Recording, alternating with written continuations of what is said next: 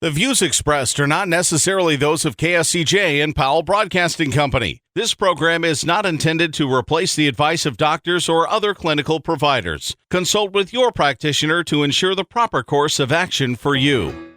Welcome to When Things Aren't Going Well on AM 1360, FM 94.9 KSCJ. This program is dedicated to your mental health wellness and brought to you by Family Services, a United Way partner agency. Here's your host, Art Silva. Good morning, Siouxland. I'm Art Silva, and welcome to When Things Aren't Going Well. This show is dedicated to your mental wellness and how you can help yourself navigate the daily highway of life. We hope to educate and motivate you to help improve your mental wellness environment. Our show is brought to you by Family Services, a United Way partner agency serving the Siouxland community. Joining me today is my colleague and co-host, Brenda Geisinger, Chief Operating Officer at Boys and Girls Home and Family Services. Good morning. Hey, good morning, Brenda. How are you? Good. And how was your Easter? It was fabulous. Okay, Beautiful now, day. We got a little sunshine coming here, so you I get out in your know. garden. Yes. Get going on that yard. April showers, May flowers. So it's all going to be good. So it's good timing, too, because I bet you all the bunnies are gone. Right? Yes, absolutely. Okay, well, good morning. Would you introduce our guest today and our topic? I am very pleased to have our guest today. I have known this person for a very long time. I think it's been like 20 years. Yeah. So Sister Shirley Finneran, I met her through the Boys and Girls Home, and she served on our board. But she has taken on a cause that is very important. It's a very delicate subject. A lot of people may get uncomfortable hearing about this, but it's very important that we get educated and know what's going on. So, Sister Shirley, I'll kind of turn it over to you to talk about human trafficking. Okay, well, thank you very much. So, how would you define it? What really is it for the general public? What is human trafficking? human trafficking is the control and selling of other people for service. And it can be sex trafficking, it can be labor trafficking. Those are the two main types of human trafficking. And it's something that is going on in every community across our country. It happens in Siouxland, and it is a topic that people don't want to hear about. And it really often starts with children, and that makes it even more difficult for people to hear about. Sister Shirley, you mentioned it's labor and sex trafficking, and it's not a problem just isolated to the United States. It's across the world. You read about this, and can you educate us a little more in regards to how is it coming in our country? Is it starting in communities? The trafficking going for purposes from one community to another? Help me out with this a little. So I taught social work at Briarcliff for many years, and in 2014 there was a human trafficking conference at Briarcliff during the summer, and I thought, well, this is something I need to know about, and I had always thought about human trafficking as something that happened in India or Thailand or Europe or another country. And so I was blown away that day in terms of what I heard from people in FBI, different aspects of law enforcement, survivors. So human trafficking in the United States is as old as it is anywhere else in the world. It's been a well-kept secret, and we really talk about human trafficking today as a form of modern slavery. So there are more people actually in slavery in terms of trafficking today than there were at any time in our country when we think of slavery in our country. So it's because it's been a well-kept secret, people haven't known about it. But when we talk to survivors of sex trafficking, we hear stories from when they were small children and they might be in their 50s and 60s now. And so it's trafficking is something that is a crime that is easy to hide just because of the way that the traffickers control and groom their victims. And so they do target kids or people who they think they can control. And by the time that they begin trafficking them, And oftentimes people are trafficked for both sex and labor. But by the time that they ask them to do their first service, they have so controlled them that the victims don't tell anybody else because they have put so much fear into them that they tell them, if you tell anyone, I'm going to kill somebody in your family, or if they're adults and have children, kill their children or whatever. And by the time that they also, I've heard this story, I think 99% of the people that I have listened to that have been victims say that the first time that they provided service to someone in terms of sex, or especially sex, it was because a person they thought was their boyfriend was sheltering them, giving them food, providing for all of their needs, and oftentimes drugs is also involved in trafficking.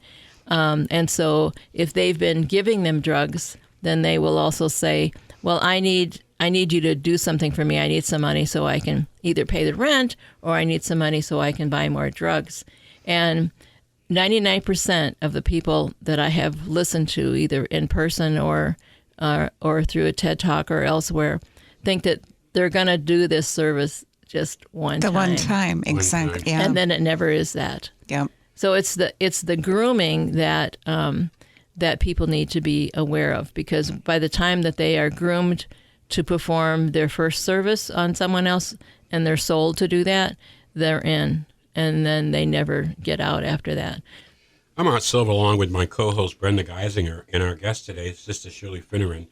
And you're listening to When Things Aren't Going Well on KSCJ, and we got a difficult topic today, so let's continue our discussion on human trafficking. Sister Shirley, can you help us? What are some of the signs? Like they say in the airports now, you see something, say something. Exactly. What are some of the signs that in the community that we should be looking for that we can report on? Well, persons can be trafficked and groomed from any social economic background, any age, gender. So boys get trafficked as well as girls.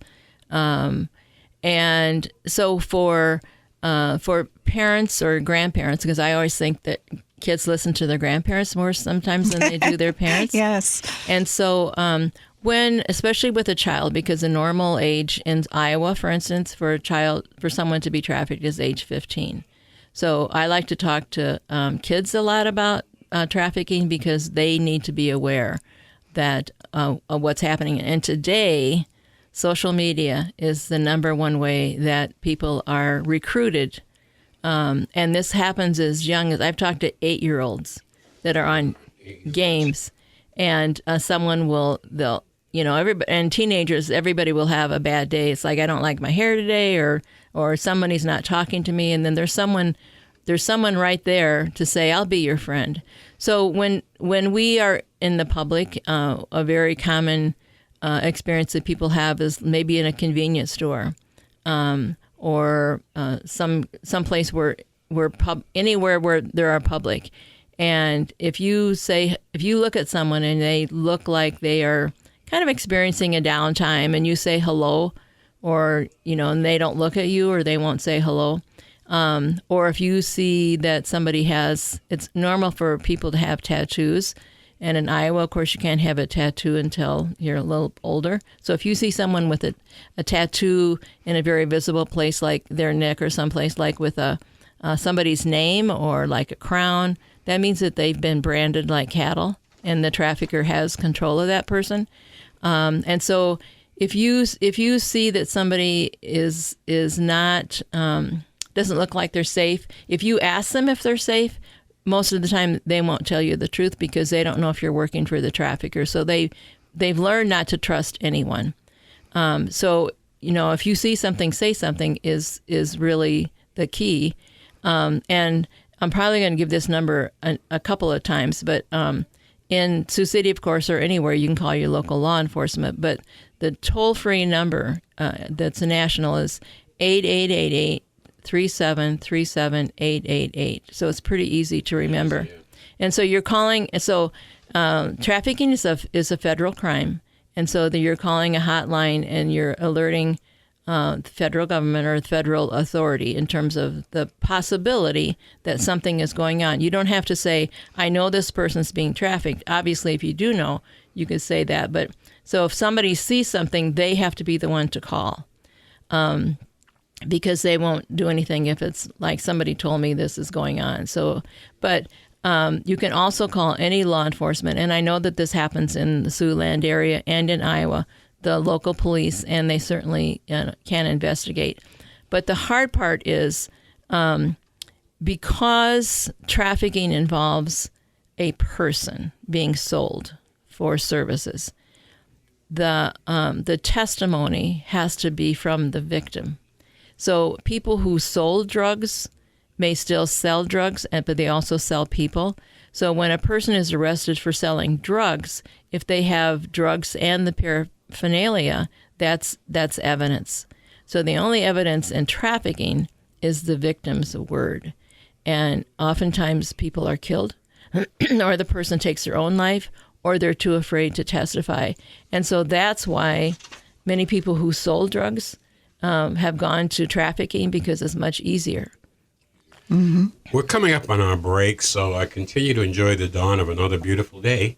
And we'll be right back here with more of When Things Aren't Going Well, right here on 1360 AM and 94.9 FM KSCJ. Let's face it, that happens to all of us. However, the pandemic has compounded all of our lives and activities. Even the simplest tasks seem harder. Hi, I'm Brenda Geisinger, the Chief Operating Officer at the Boys and Girls Home and Family Services. Family Services is a United Way partner agency serving children and families of our community, and we're here to help. If you'd like to learn more about Family Services, please contact us via email, website, Facebook, or phone Mary Pickens. At Family Services, we change lives. Welcome back to When Things Aren't Going Well on KSCJ. Here's Art Silva. Welcome back to When Things Aren't Going Well. I'm Art Silva along with Brenda Geisinger and Sister Shirley Finneran. So let's continue our discussion on human trafficking. Sister, when we left, you talked about the impact of social media. Would you continue that, how our children are attracted to that and the threat that lives there? Yes.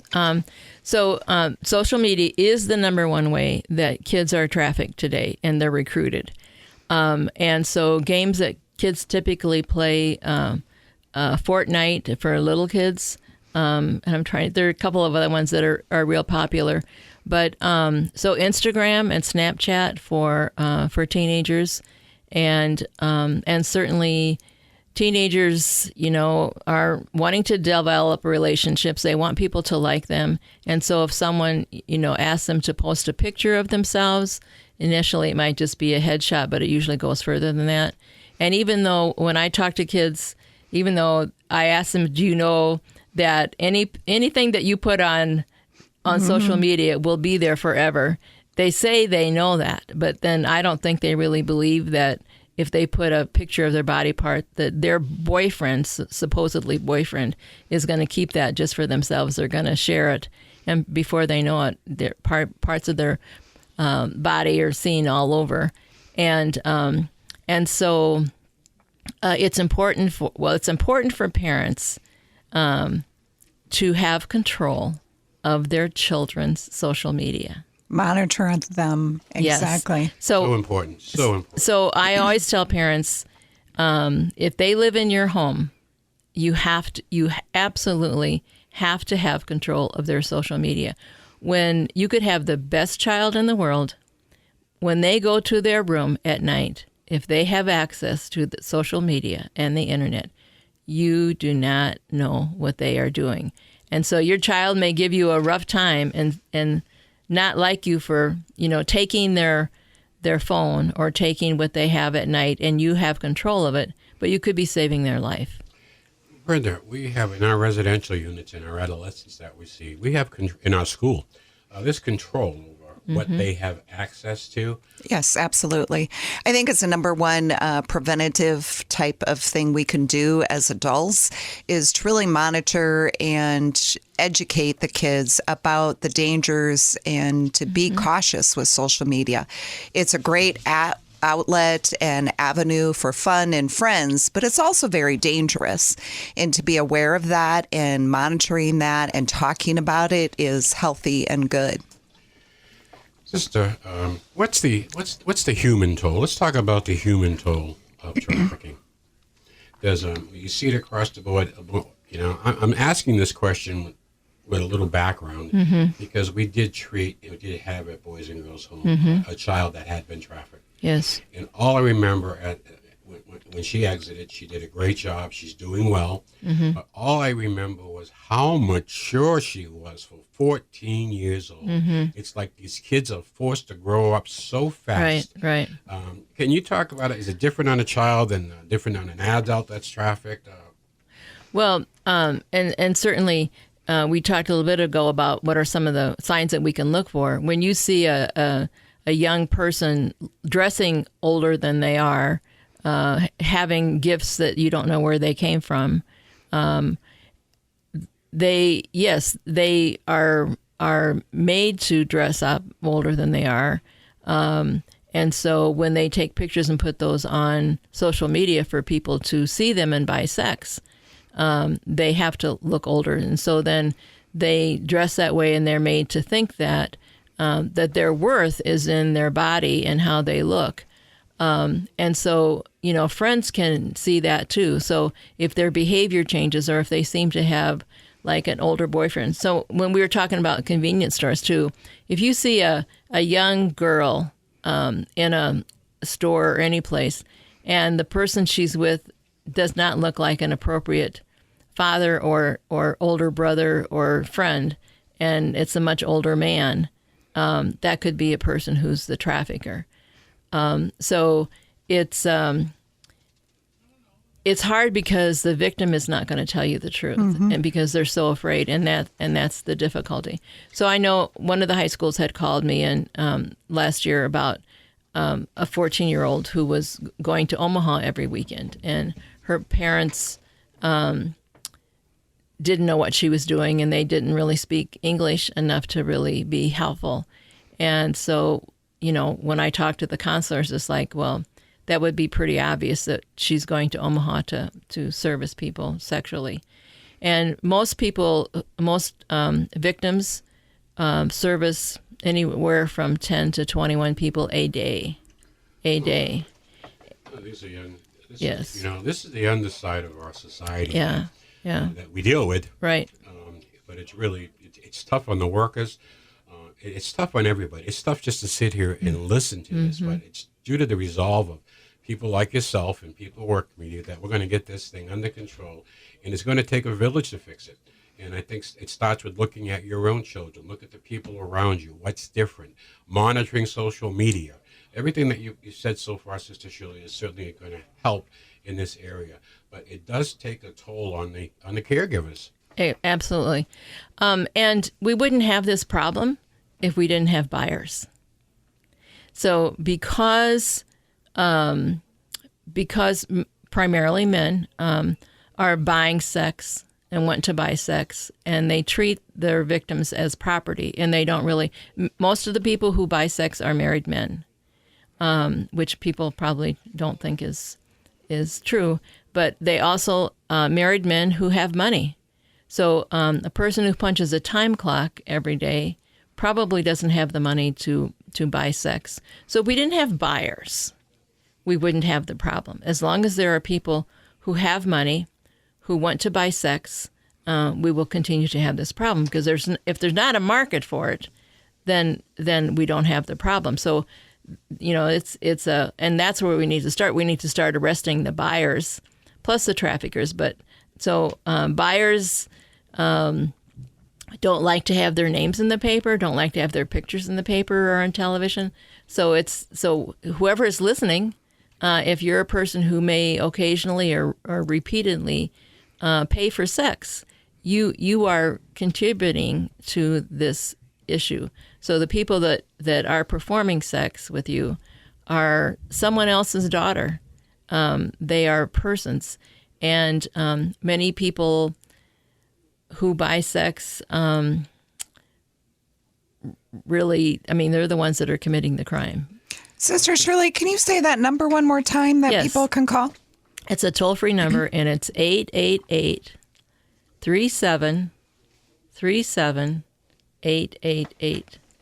This has been very informative, Sister Shirley, and we're coming up on the end of our show. I want to still digesting a lot of what you said today. And again, give me that number one more time. 888-37-37-888. If you think anything in the area of trafficking is going on, you notice anything, you say it, you see it, say it. And that's what you call. So thank you, Sister Shirley. Well, coming up to the end of our show, and every week we try to add a little humor to try to break up what we talked about, and humor is good for the soul. So here's the weekly joke. I hate spring cleaning. Those darn things bounce everywhere. Okay, well, listen, thank you, Brenda. Thank you, Sister Shirley. And also thanks to our listening audience.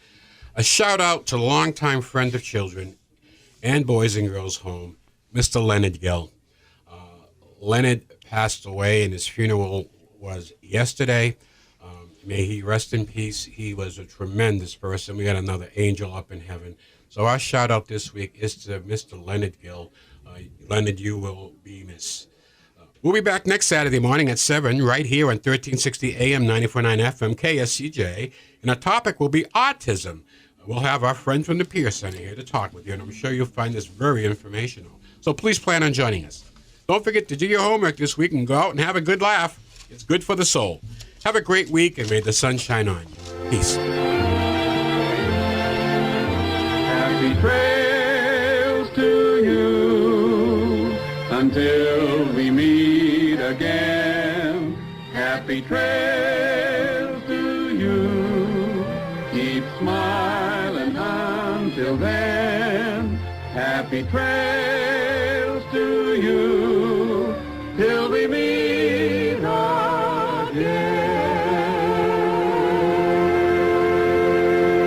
For more information on the services provided by Boys and Girls Home and Family Services, see them online at boysandgirlshomeiowa.org.